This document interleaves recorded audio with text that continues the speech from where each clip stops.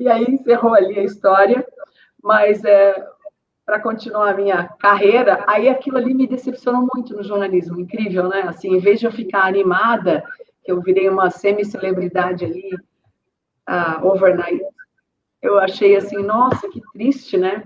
Eu, recém-saída da universidade, descobri que foi uma farsa, por sei lá quantos anos, 20, 15 anos, foi uma farsa, que o Maluf foi o melhor governador na segurança pública, e não teve um jornalista, nem de esquerda, nem aqueles que odiavam o Maluf, não chegaram a concluir isso. Então, aí eu falei, ih, caramba, aí eu larguei o jornalismo mesmo, viajei, fui trabalhar com uma empresa que um dia eu quero contar a história também, que já é uma outra coisa, que é uma empresa que faz encarte publicitário que parece jornalismo.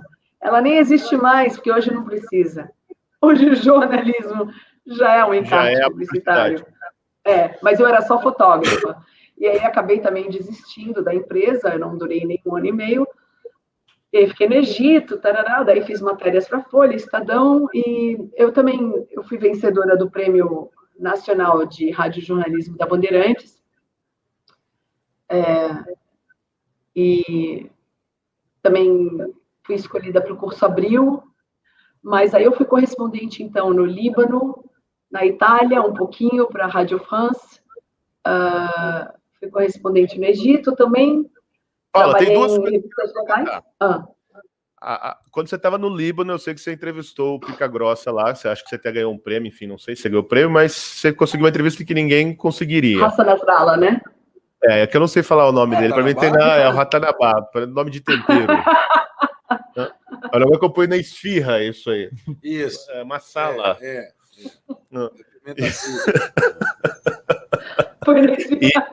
E depois, quando você trabalhou para a KGB lá em Berlim. Não, sim, eu trabalhei para a TV russa, em Berlim, verdade. Nossa, foi trágico aquilo. Não, então, eu estava morando em Nova York. Eu falei, antes de morrer, eu queria morar em Nova York.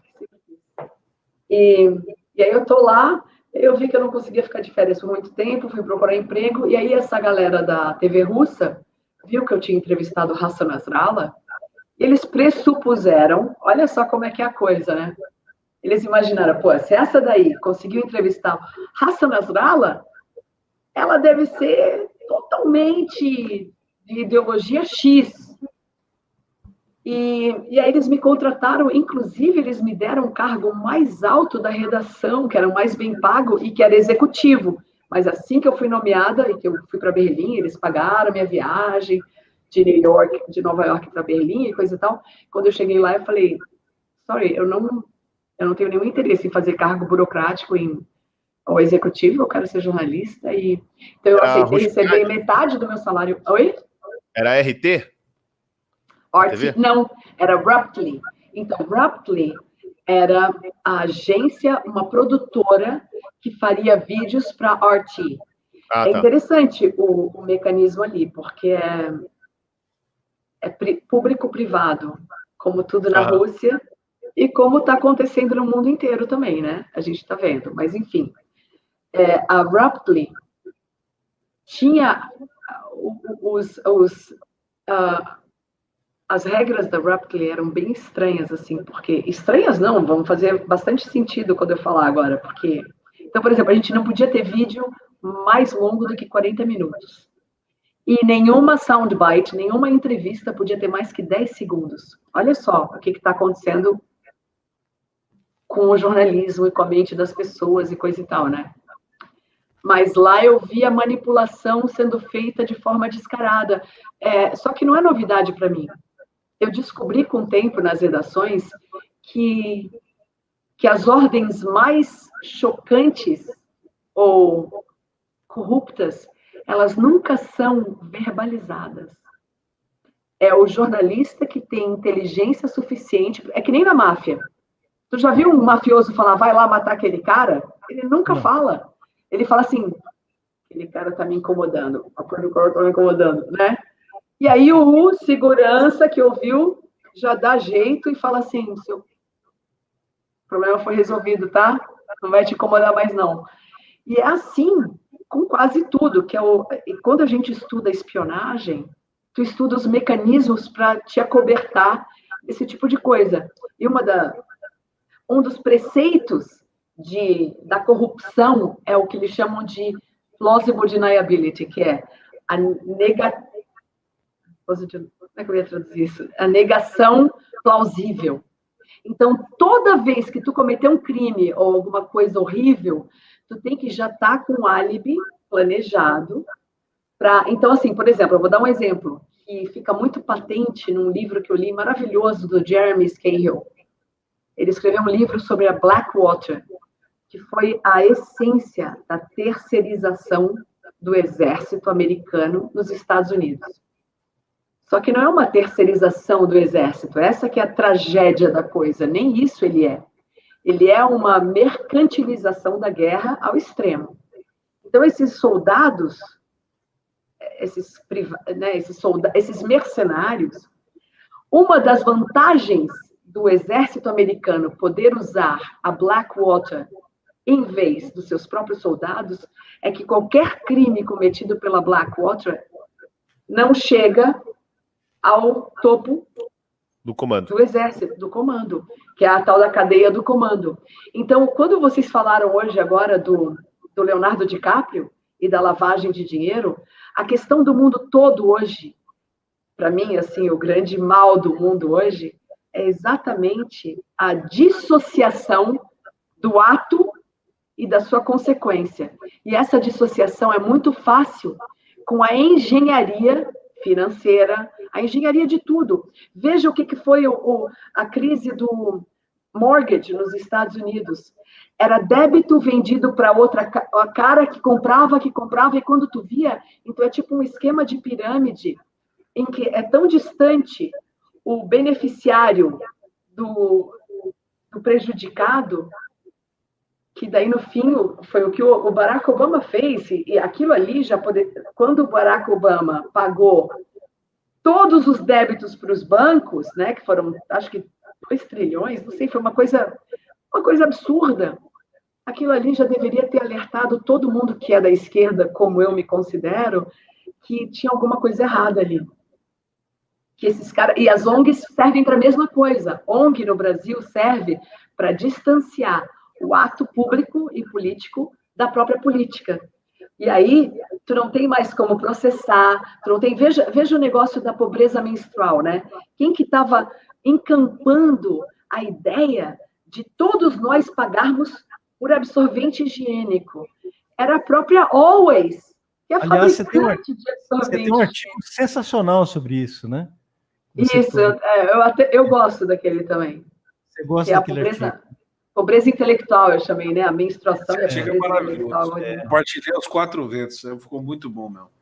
Tá, mas aí, por que você saiu da TV russa? Então, eu saí, eu fui até reprimida, né? Eu sofri uma reprimanda, que fala, né? Oficiais, 3. Eu não sou... Eu já, nos 2 primeiros meses, já estava ali, já tinha, atingido a minha cota.